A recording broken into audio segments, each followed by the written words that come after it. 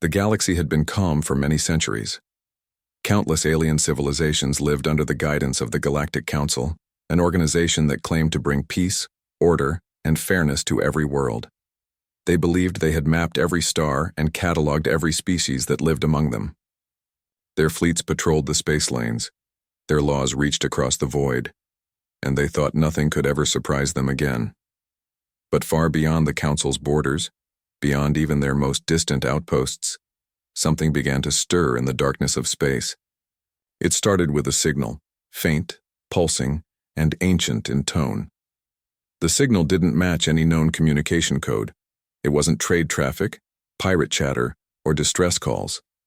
It came from a region known as the Orion Veil, a place so isolated and unstable that few dared to travel there. Most scanners ignored it at first, assuming it was an echo or a malfunction caused by spatial storms. But the signal kept repeating, each pulse stronger and clearer than the last. At the central observation station of the Council, technicians began to notice patterns. The rhythm of the transmission was mathematical, deliberate, as if someone was knocking on the door of the galaxy itself. The chief scientist, a cautious but curious being named Dravelin, decided to investigate. When his team directed deep space scanners toward the source, their monitors flickered and the room filled with static. Then the image stabilized, and everyone went silent. There, on the edge of known space, was a massive silhouette emerging from the void. It was shaped like no other ship they had seen before, long, angular, and covered in metallic plating that reflected no light. The ship was moving slowly, but its sheer size was terrifying. The scanners struggled to calculate its dimensions. It wasn't just big, it was colossal. The data suggested it was nearly the size of a small moon. The ship's outer hull bore strange marks, patterns that looked old, maybe even ancient, but the scanners could detect advanced energy signatures beneath them. And then, through the haze of distortion, a name appeared on one section of the hull. Titan. The control room filled with noise as scientists shouted over one another. Some said it must be an automated fortress. Others believed it was an old war relic drifting through space. A few even whispered that it could be a weapon from the mythical First War of Creation, a story from the earliest days of the galaxy. The Council was immediately informed. Within hours, the discovery spread across the entire galactic network. Every planet connected to the Council's communication grid received a priority message. An unknown, massive vessel was approaching civilized space. The Council gathered in emergency session at the capital world, Virelion Prime. Representatives from hundreds of species filled the grand chamber. Massive holograms showed the Titan in real time as it continued its slow, steady approach. The ship wasn't answering any hails or transmissions. It didn't broadcast identification codes, and its communication systems seemed dormant, except for that one repeating signal. Counselor Theon, a wise and cautious elder of the Loranth species, spoke first. "If this ship belongs to a forgotten empire," he warned, "then we must prepare for the worst." Others argued it could be a lost colony or an explorer from beyond known space. But most shared one emotion: fear. No civilization, not even the military powers of the Council, could build something so vast. Their largest dreadnoughts were like insects compared to this unknown vessel. Days turned into weeks, and still the Titan moved closer. It did not deviate from its course, nor did it show signs of aggression. Yet its presence alone disturbed the delicate balance of galactic politics. Trade routes near its path were shut down. Refugee ships fled border systems. Rumors spread faster than light. Some said it was a doomsday weapon. Others whispered it was the return of the Creators, a mythical race said to have vanished eons ago. The Council ordered all member fleets to remain on high alert, but to avoid provocation.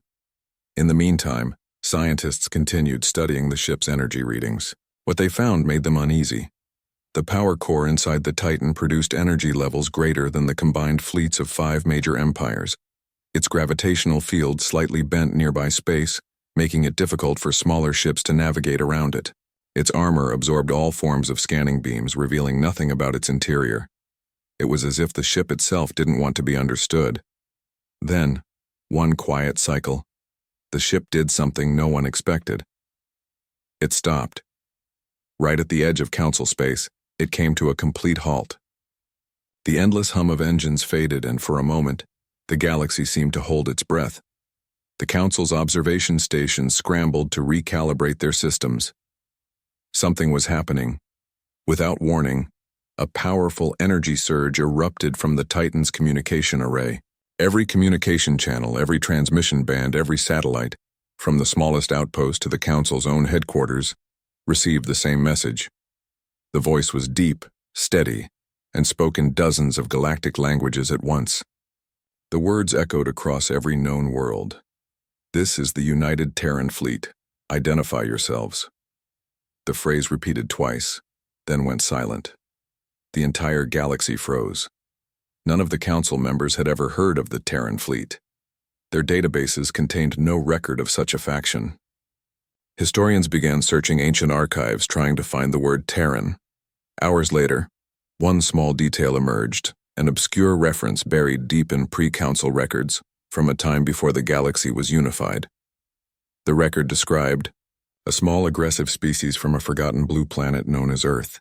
They had been listed as non-threat, isolated, extinct, or lost. The council realized with a chill that the Titan was not an alien relic. It was human. Across the stars, reactions varied. Some species wanted immediate diplomatic contact. Others called for a preemptive strike before the humans could establish power. But the majority were too afraid to act. The power readings from the Titan were simply too great. Any act of aggression could trigger catastrophic retaliation. The Council's highest security agency studied the message carefully, analyzing tone and frequency. It wasn't a threat. It was a statement, a declaration of existence. Humanity was announcing its return to the galaxy after an age of silence. Meanwhile, inside the Titan, unseen by alien eyes, human engineers and officers worked calmly at their stations. To them, this mission was not one of war, but of introduction. Earth had rebuilt itself from near destruction centuries ago. They had survived internal wars, famine, and collapse. The Titan-class warship was humanity's masterpiece, a vessel designed to ensure that what happened to Earth would never happen again. Humanity had learned that survival required strength and strength required presence. Now, after so many centuries hidden in the dark, they had returned to the stars. But for the Galactic Council, this arrival felt like the beginning of the end. In their long history, they had faced pirate kings, planetary rebellions, and rogue AIs, but nothing ever made them feel so powerless. The idea that a single ship, one vessel, could carry energy enough to rival entire fleets was unthinkable. And yet it was there, silent and waiting. In the days that followed, debates turned into shouting matches inside the council chambers. Should they respond to the Terran fleet? Should they send a welcoming envoy?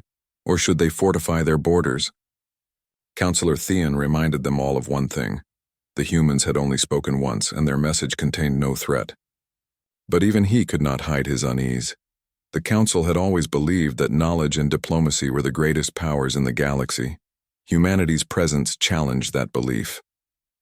Out in the stars, the Titan remained motionless, a giant shadow against the light of distant suns. Its surface shimmered faintly as its shields adapted to cosmic radiation. To those watching from afar, it seemed alive, like a sleeping beast waiting for the right moment to awaken. Ships sent to observe it kept a respectful distance, fearing that even a small movement might provoke it.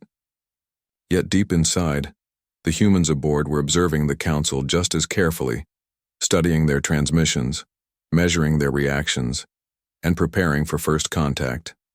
And so the galaxy waited. The stars burned quietly, unaware that history was about to change forever. For the first time in countless ages, the Galactic Council did not hold control of the galaxy's destiny. Something older, stronger, and far more determined had returned. The name on that massive warship, etched in unyielding steel, spoke a silent truth. Humanity had come back, and the galaxy would never be the same again. The council chamber was filled with chaos and fear. Representatives from hundreds of worlds argued and shouted, their voices echoing across the great hall. No one could stay calm after hearing that strange and powerful message that came from the unknown ship. "This is the United Terran Fleet, identify yourselves." Those words had played in every communication network, and every planet had heard them. It wasn't just a call. It felt like a warning. The voice was clear, steady, and full of confidence. It sounded like someone who didn't fear anyone. That scared the Council more than any weapon could. For the first time in centuries, the mighty Galactic Council didn't know what to do. Usually, they were quick to make decisions about anything. New laws, wars, or peace treaties, but this time they were silent. Every empire represented in the chamber knew one thing. Whatever that ship was, it was far beyond their understanding. The Titan-class warship had appeared from the edge of the galaxy, carrying technology none of them could explain. Every scan, every analysis told the same story. It was stronger than anything they had ever built. Its energy output alone was greater than all the fleets of 3 council sectors combined. Admiral Theren, commander of the council's defense forces, slammed his clawed hand on the table. "We must prepare for war," he shouted. No one builds such a ship for peace. But others disagreed. The elder of the Miralan, a calm and wise species, raised his hand and spoke softly. "If they wished for war, they would have attacked by now. They have done nothing except speak. That means they seek communication, not destruction." His voice was peaceful, but fear filled his eyes too. Even peacekeepers knew that the balance of power in the galaxy was about to change forever. The council's grand speaker, a tall being named Varrock, tried to restore order. "We must send a response," he said. "If this united Terran fleet is real, then they must know who we are. Silence may be seen as a sign of hostility." But when he asked for volunteers to send a message back, none of the ambassadors moved. No one wanted to be the first to talk to a power that could wipe out entire worlds. Fear, pride, and confusion filled the room like thick smoke. Meanwhile, in the intelligence centers of the Council, scientists and analysts worked day and night studying the Titan's transmissions. The more they examined it, the more they realized how advanced the humans were. The communication was not just in one language. It was transmitted in every known galactic language at once, perfectly translated, perfectly timed. That meant their computers were more advanced than anything the Council had ever seen. Their understanding of communication code and power control was on another level. One scientist whispered, "If they can do this, then they must have been watching us for years." That thought spread quickly, and the fear doubled. The Council's spy networks tried to trace the signal's origin, but they failed. The Titan system was protected by a security matrix so strong that no one could even touch its outer layers.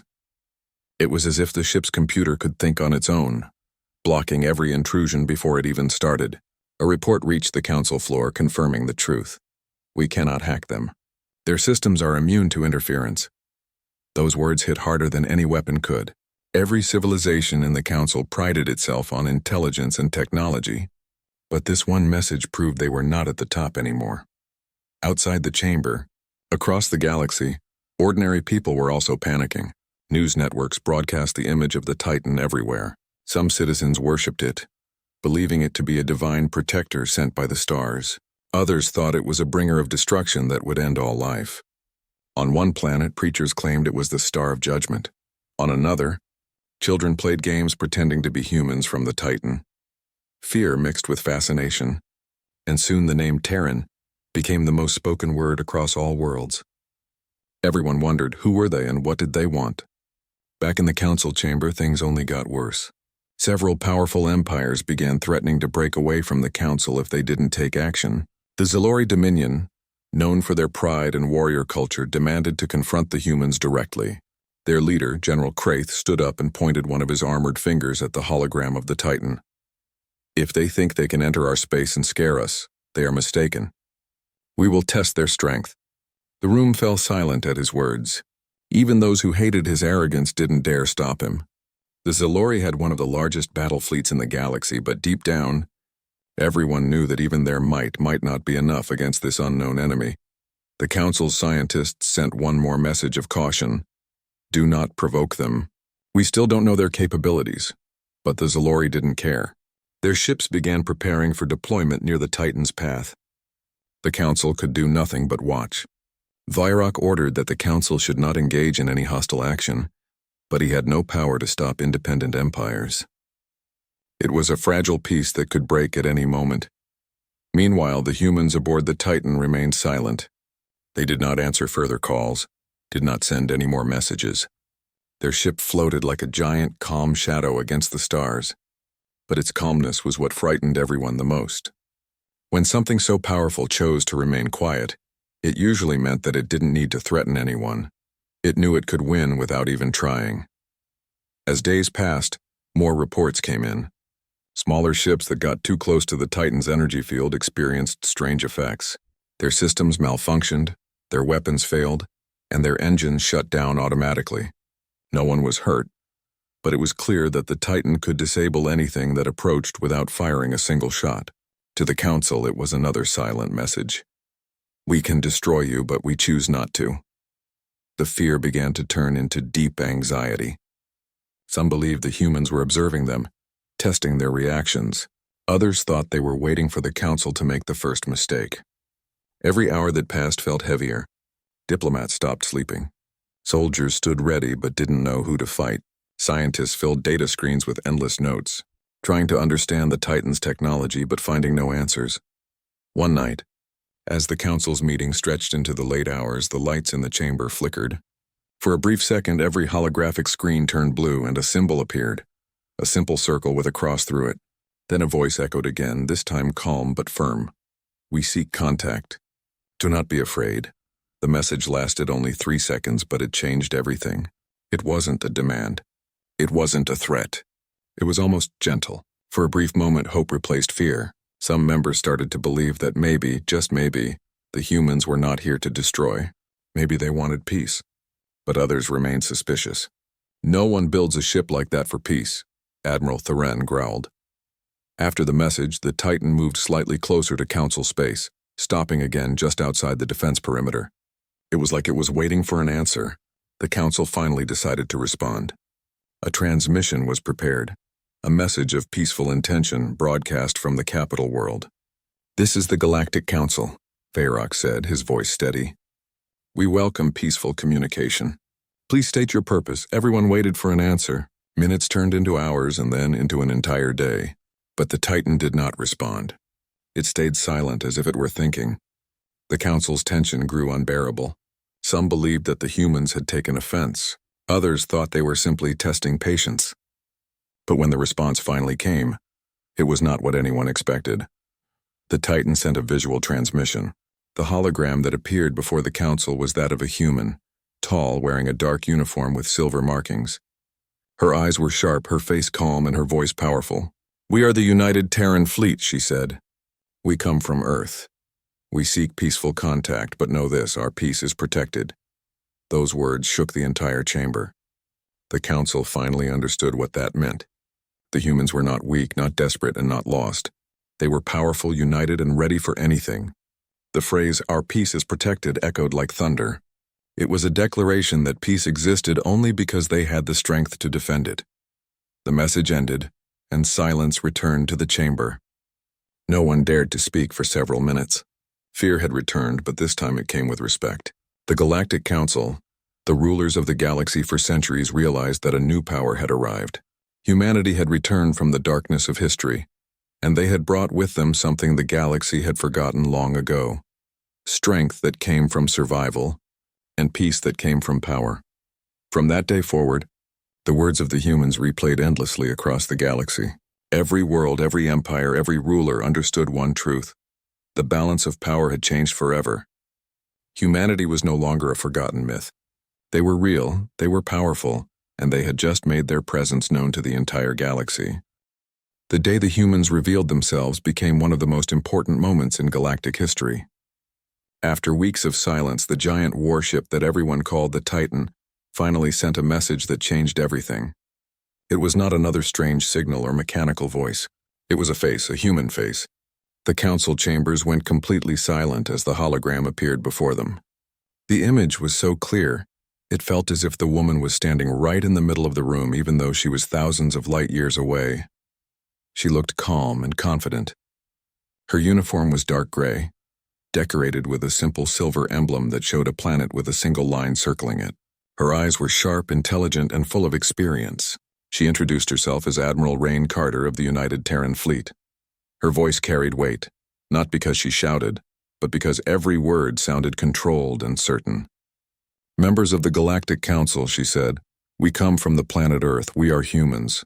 We come in peace." Those few words froze the room. The name Earth sounded familiar, like something from an ancient myth. The historians in the council immediately checked their archives. Yes, there had once been records of a small, war-torn species from a forgotten corner of the galaxy. They were known for their aggression, creativity, and survival instincts. The record said they had gone extinct after destroying their own world long ago. Yet here they were, standing stronger than anyone imagined. Admiral Rain continued, "Our world suffered greatly. We nearly destroyed ourselves in wars and disasters. But we learned. We rebuilt, we united. For centuries we stayed hidden, watching and preparing. Now we wish to meet our galactic neighbors, not as conquerors but as equals." Her tone was calm, but there was something powerful beneath her words. It was the kind of calmness that only came from strength, the kind that made even the most confident council leaders hesitate before speaking. The hologram flickered slightly as she paused, looking around the chamber. "We built the Titan-class ships as our guardians. They are not weapons of war," she said. "They are reminders of what happens when peace is taken for granted." Those words struck deep. The council had ruled the galaxy for centuries, believing their diplomacy and order had ended all major wars. But the humans were showing them another truth, that peace was not the absence of strength, but the result of it. Many council members shifted uncomfortably in their seats. They realized that this was not a weak or desperate species asking for acceptance. This was a civilization that had risen from ashes and learned to protect itself in ways the rest of the galaxy had forgotten. When Admiral Rain finished her opening speech, the Grand Speaker Varrock stood and spoke for the council. "Admiral Carter," he said, his voice steady, "the Galactic Council welcomes your message. We are pleased to see a lost species return to the stars. But you must understand, the arrival of a ship like yours has caused great fear among our worlds. We wish to know your true intentions." Admiral Rain nodded slowly. "Fear is natural," she replied. "We too feared when we first looked to the stars. We do not seek to rule or destroy. We only seek contact and cooperation. But we will not bow to threats, nor will we allow harm to come to our people again." Her answer was direct, yet it was delivered with perfect composure. There was no arrogance in her tone, no anger, just clarity. The council could sense that she meant every word. This was a leader who had seen pain, loss, and war, and who had learned to control it. One of the council's younger members, a being from the Velen Republic, asked curiously, "You say your people were nearly destroyed. How did you survive?" Admiral Rain smiled slightly, the first sign of emotion she showed. "Because we refused to give up," she said. "We built shelters beneath the earth. We saved what knowledge we could. We sent small ships into space carrying the last of humanity's spirit. It took centuries, but we rebuilt our home, our cities, and finally our unity. The Titan-class warship was born from that unity. Every nation, every colony, every mind contributed to its creation. It represents our promise, never again will humanity fall." The council chamber fell into silence once again. Many of the alien leaders looked at one another with awe and unease. In their long histories, none of them had seen a species rise from extinction on its own. It defied every natural law of civilization they understood. Usually, when a world destroyed itself, it never recovered. But the humans had done the impossible. As the conversation continued, more details about humanity's journey came out. Admiral Rain explained that Earth had been cut off from the galactic network for thousands of years due to ancient wars and natural catastrophes. When they finally rebuilt their communication systems, they discovered old transmissions from other species, the Council's beacons of unity. That was how they learned they were not alone. But humanity had changed. They no longer trusted easily. Instead of rushing to join the Council, they chose to observe from afar, watching, studying, and preparing. When the Council asked why they decided to reveal themselves now, Admiral Rain's eyes hardened. "Because we saw the signs of danger," she said. "We saw growing conflicts on your borders, the corruption in your trade routes, the silence of your lost colonies. The peace you believe in is crumbling, even if you refuse to see it. Humanity does not wish to stand by while another age of chaos begins. Her words were bold, almost too bold for some council members. Several whispered angrily, accusing her of arrogance, but deep inside they knew she was right. The council had grown comfortable and proud, ignoring the small wars and betrayals that had begun to rise in their systems. Humanity had simply said aloud what they all secretly feared. Grand Speaker Varrock cleared his throat and asked, "You claim you want peace, but your ship is armed like a fortress. How do you expect us to believe your intentions are peaceful?" Admiral Rain's expression didn't change. "Because peace without power is a dream," she said softly. "We learned that lesson the hard way. On Earth we trusted too easily, forgave too quickly, and fought among ourselves until we almost perished. Never again. The Titan is our promise that no one, not even ourselves, will ever threaten the survival of humanity." That answer silenced every critic in the chamber. The humans were not boasting about their strength. They were explaining why they had it. The Titan was not built to dominate others. It was built to ensure survival. And yet everyone could feel that if humanity was ever forced to fight, they would fight with a fury no one in the galaxy could match. The council decided to ask for a diplomatic meeting in person. They wanted to see these humans with their own eyes. Admiral Rain agreed, but under strict terms. The meeting would take place aboard the Titan. The council was hesitant, but curiosity won over fear. A small delegation of ambassadors was chosen to travel to the ship. When the council's transport vessel approached the Titan, the ambassadors were struck by its size. The ship stretched into the darkness like a floating city. The surface shimmered with blue light as defense shields adjusted to allow their ship to pass. When they finally entered the docking bay, they were greeted by rows of human soldiers standing at attention. They were not wearing battle armor but ceremonial uniforms, their faces calm and disciplined. There was no hostility, only quiet strength. Admiral Rain herself met the delegation. She welcomed them politely and led them through the vast corridors of the ship. The ambassadors were amazed at the design. Machines moved silently. Automated drones repaired panels and large windows showed the endless stars outside. Everything was clean, efficient, and balanced. It was clear that humans had built this ship not only for war, but also for pride and hope. When they reached the command deck, Admiral Rain showed them the central display, a map of the galaxy filled with blinking points of light. "Each of these lights," she said, "represents a world we have studied. We have learned your languages, your cultures, your conflicts.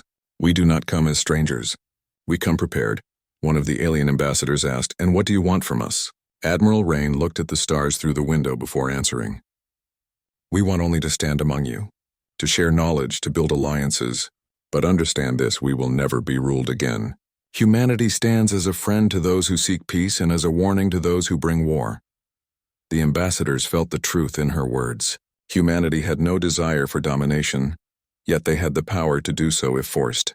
That balance between peace and strength made them different from any species the council had ever met. When the delegation returned to the council chamber, their faces were pale. They confirmed what many feared and admired. The humans were real, powerful, and disciplined. The Titan-class warship was not a weapon of destruction.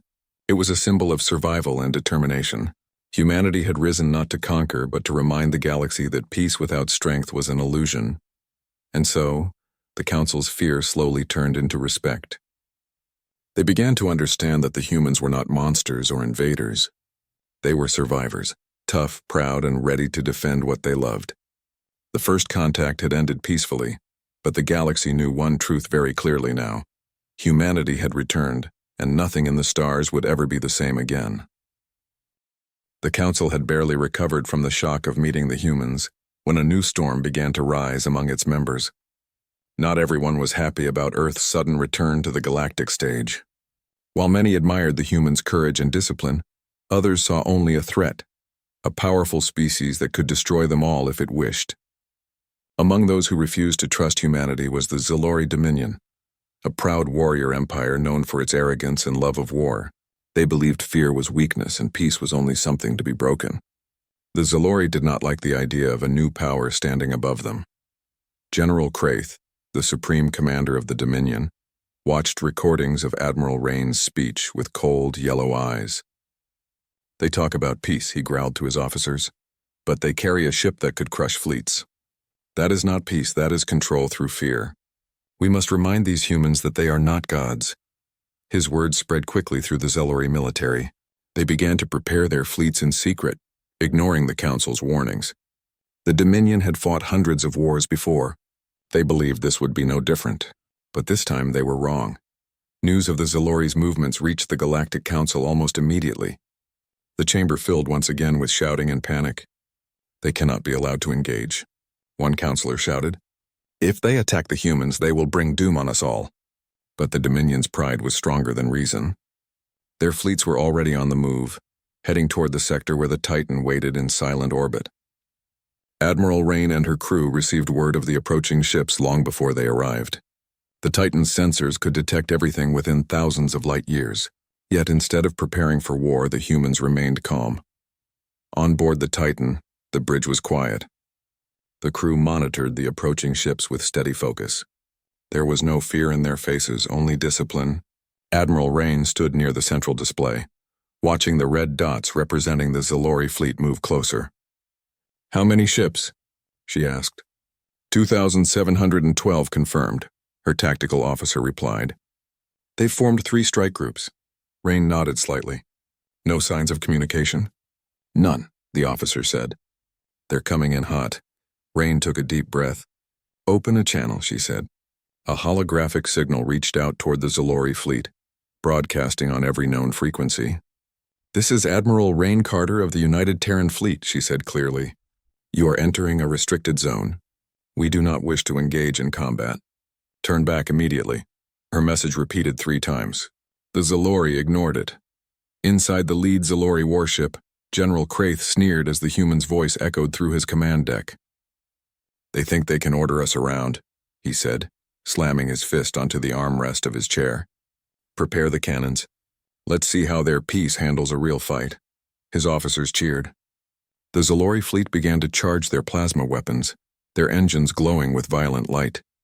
Back on the Titan, the humans watched in silence as thousands of energy signatures lit up on their scanners. "They've locked weapons," the tactical officer said.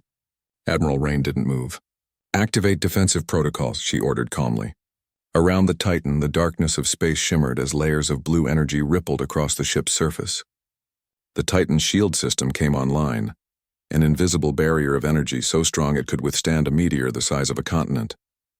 "All stations ready," the officer confirmed. Moments later, the Zellori fleet opened fire. Space itself seemed to burn as thousands of plasma torpedoes and energy beams raced toward the Titan. The explosions lit up the void like a storm of suns. For several minutes, the assault continued, until the Zellori's sensors were blinded by their own weapons fire. When the light faded, they expected to see wreckage. Instead, they saw the Titan untouched. Not a single scratch marked its hull. Shock spread through the Zellori ranks. "Impossible," one officer shouted. "No ship can survive that." But before they could react further, every control panel on their ships began to flicker. Engines shut down. Weapons went offline. Shields collapsed. The entire fleet froze in space, unable to move. Panic erupted as crews tried to restart their systems, but nothing worked. The Titan had released a controlled pulse from its reactor core, an electromagnetic wave designed not to destroy but to disable. In less than a second, every Zellori warship was dead in the water, completely helpless. Admiral Rain watched quietly as the fleet hung motionless before her. "Status?" she asked. "All hostile ships neutralized," her officer replied. "No casualties detected." Rain nodded. "Good. Open a channel." She turned toward the main display as the image of General Kraith appeared. His face was filled with rage and disbelief. "What have you done?" he roared. Rain's voice remained calm. "I stopped you from making a mistake. No one was harmed. That is the difference between us. We do not destroy to prove our strength." Kraith's anger turned to humiliation. He tried to speak, but Rain continued. "You wanted to test us," she said. "Now you have your answer. Remember it before you decide to start another war." With that, the transmission ended. The Titan slowly powered down its reactor pulse, allowing the Zellori systems to recover. Their ships floated silently for several more minutes before power finally returned. When the engines restarted, the fleet turned back without another word. The news of what happened spread across the galaxy faster than light. The Council watched in stunned silence as reports poured in from every sector. The humans had not fired a single weapon. They had not destroyed anyone. And yet, they had defeated one of the most feared warrior empires in less than 10 minutes. The entire galaxy was forced to see the truth. The Titan was not just a warship. It was a message. Humanity didn't need to fight wars anymore. They could end them without bloodshed. In the council chambers, the reaction was a mixture of relief and awe. Some were grateful that the humans had shown mercy. Others were terrified of what that mercy meant. If humanity had such power and still chose not to destroy, then it meant they were not just strong. They were in complete control. The balance of power in the galaxy had shifted in one silent battle. Admiral Rain sent a single transmission to the council after the event. Her message was short and clear. The Zalori are safe. Their fleet has been disarmed and returned. We ask that no further hostilities occur. Humanity will not tolerate unnecessary bloodshed. Those words carried more weight than any threat.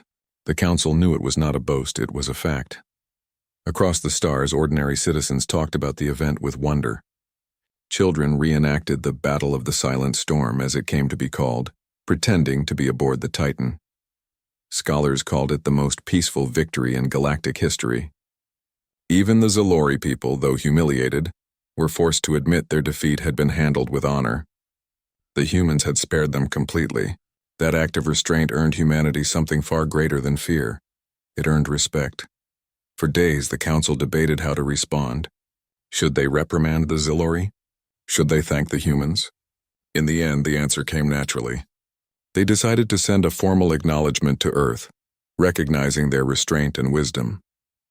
The council had always claimed to be the moral center of the galaxy, but after this event, everyone knew that true leadership now rested with the humans. On board the Titan, Admiral Rain looked out at the stars through the viewing window. She knew what their actions meant. Humanity had proven their strength, but now they had to prove their heart. Power was meaningless without trust. We didn't win a battle, she told her officers quietly. We earned a chance at peace. Let's not waste it, her crew nodded. They understood her vision. In the days that followed, the Zalori Dominion sent an envoy to the Titan to formally apologize. General Kraith himself came, his pride finally broken. He stood before Admiral Rain, towering over her, yet unable to meet her eyes. You could have destroyed us, he said slowly. Why didn't you? Rain looked at him steadily. Because destruction is easy, she said. But teaching peace through strength, that lasts longer. Those words spread through the galaxy like fire. They were repeated in classrooms, political meetings, and even military academies. Humanity's philosophy began to influence the Council's policies. They had shown that true power did not come from domination, but from control and mercy. The Titan-class warship became a symbol of balance, a reminder that sometimes the greatest victory is the one where no one dies. After the battle, the Titan remained near Council space not as a threat, but as a guardian. Its massive form floated silently, reflecting the light of nearby stars. Every ship that passed by felt both fear and comfort in its presence. It was as if the humans were watching over the galaxy, not to rule it, but to keep it from destroying itself again. And so, in the hearts of countless beings across the stars, humanity became both mystery and legend. The day the Titan stopped an entire fleet without bloodshed was remembered forever. It was the day the galaxy learned that humans had not only survived their past, they had mastered it. And through that mastery, they had become the quiet guardians of peace. Weeks passed after the event that everyone now called the Silent Storm. The galaxy had changed. It was quiet, almost too quiet, as if every civilization was holding its breath. The name of humanity spread across every star system, from the great core worlds of the Council to the farthest mining colonies in the outer rims. Stories were told in every tongue about the Titan-class warship that had ended a war without firing a single shot. People spoke about Admiral Rain like she was not just a soldier, but a symbol of something greater: hope, control, and wisdom. But behind that calm, new tensions began to form. The Galactic Council had always ruled by keeping balance between its members. But now, that balance was broken. The humans had become a new center of power. Their actions had shaken the old system, and not everyone liked it. Some races believed humanity was the answer to peace, while others whispered that they were too powerful, too calm, too perfect to be trusted. A quiet fear spread through the halls of power. If the humans ever changed their mind, who could stop them? In the council chambers, meetings stretched for hours. The representatives argued about humanity's place among them. "They saved us," said one counselor. "Without them, the Zalori would have started a war that would burn 100 worlds." "Yes," replied another. "But who will save us if the humans decide we are the next threat?" Their voices rose in anger and fear, but there was one thing no one could deny. The humans had done what no one else ever could. They had ended violence with calm. While the council argued, the humans remained silent. The Titan floated at the edge of council space near a nebula that glowed softly in the light of distant stars. To the outside, it seemed peaceful, almost asleep, but inside its crew worked tirelessly. Admiral Rain spent hours studying messages from Earth and reports from human colonies scattered across the stars. Humanity had returned to the galaxy not to conquer, but to rebuild their place among others. Still, the Admiral knew something was coming. She could feel it, a storm hiding behind the quiet. Humanity's strength had drawn attention, not only from the Council but from those who lived in the shadows. There were old powers, forgotten empires, and hidden races that had survived by staying unseen. They had watched the Titan's actions carefully, and now they began to move. One evening, as the Titan drifted in orbit of a barren moon, a strange signal reached the ship. It was faint, almost buried under cosmic noise, but it carried a code that no one had seen before. The communications officer frowned and looked at Admiral Rain. "Ma'am, you should see this," he said. "It's not from any known council frequency. It's old, ancient." Rain walked to the console and listened. The message repeated in broken fragments in a voice that was neither mechanical nor organic. It said only a few words, but they were enough to chill everyone who heard them. "We see your light, and remember your fire." The words were followed by a set of coordinates in deep space far beyond any known system. The crew exchanged uneasy glances. Rain stared at the display for a long moment. "Run a full scan," she ordered. "Cross-check with pre-collapsed star maps." The results made everyone go silent. The coordinates pointed to a system that no longer existed on modern charts, one destroyed thousands of years ago, during humanity's fall.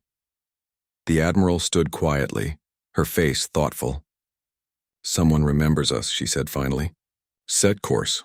The crew hesitated. "Ma'am, that's uncharted space. No known routes, no beacon signals." "I know," Rain interrupted softly. "But we need to know who sent this." With that, the Titan's engines came to life, their glow spreading across the hull like the heartbeat of a giant. The ship turned slowly toward the dark, unexplored sector and began its silent journey. Days turned into weeks. The crew grew restless, surrounded by endless stars and silence. Then one day they arrived. The system was dead. No light, no planets, only the remains of shattered moons and drifting metal. But as they scanned the area, they discovered something extraordinary. Deep within the dust field was an enormous structure, larger even than the Titan. It looked ancient, scarred, and silent. The sensors couldn't identify its origin. Admiral Rain ordered a closer approach. As they neared the structure, symbols began to appear on its surface, symbols that matched the old human language from Earth's pre-space era. The entire bridge froze. The crew could not believe what they were seeing. "Is it possible?" one whispered. "Could this be human?" The ship's scanners confirmed it. The structure was made of alloys identical to those found in old human relics. But that wasn't possible. Humanity had lost contact with space more than 3,000 years ago. Then the signal returned, stronger this time. The same voice spoke again. "You came back, just as we knew you would."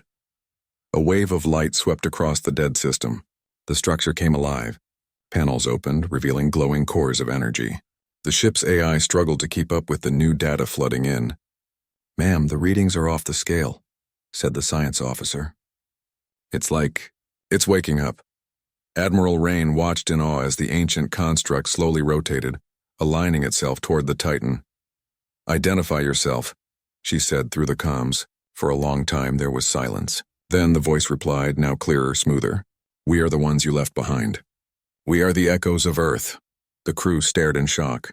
The echoes were supposed to be a myth, stories about human colonies lost during the Dark Age after the collapse, who had evolved separately, beyond known space.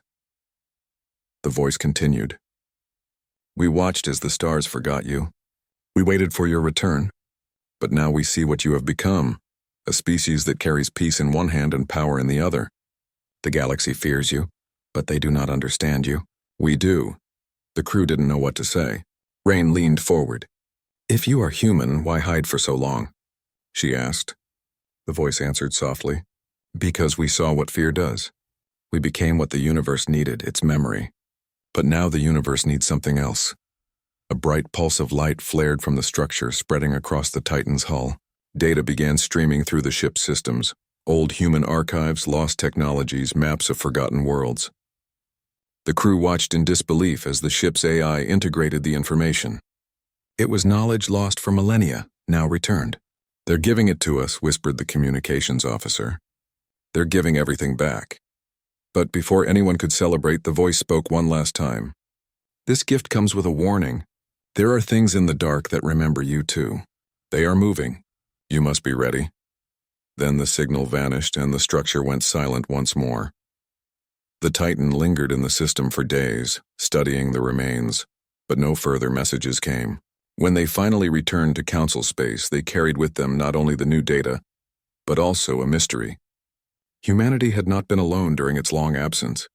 Others had watched, waited, and remembered. When the Titan reappeared near Council territory, the entire galaxy seemed to stop again. The humans transmitted the data they had recovered, sharing pieces of history and lost science that benefited everyone. That single act changed everything. The Council, once filled with fear, began to see humanity not as conquerors but as guardians of knowledge and peace. Admiral Rain stood once more before the Council, just as she had the first day. But this time the hall was silent, not out of fear but respect. We found what we lost, she said. And we found those who believed in us even when we had vanished. We do not want to rule. We want to rebuild, with all of you. Her words echoed through the chamber, and for the first time in centuries, the council members rose to their feet one by one and bowed their heads. From that day, humanity became the center of a new alliance, one built not on control or fear but on shared strength and trust. The Titan remained a symbol of that alliance, standing watch over the stars. People across the galaxy began to speak of Earth not as a world of war, but as a world of wisdom. Children on distant planets looked up at the night sky and whispered, "The humans are watching. We are safe." And deep within the void, far from any known star, a faint blue light still glowed from the ruins of the ancient structure. The last reminder that even when civilizations fall, some part of them endures. Humanity had returned to the stars not as destroyers, but as teachers, carrying both the scars of their past and the hope of a brighter future. For the first time in galactic history, there was peace born not out of fear, but out of understanding. And in that peace, humanity found its true place, not above the stars, but among them,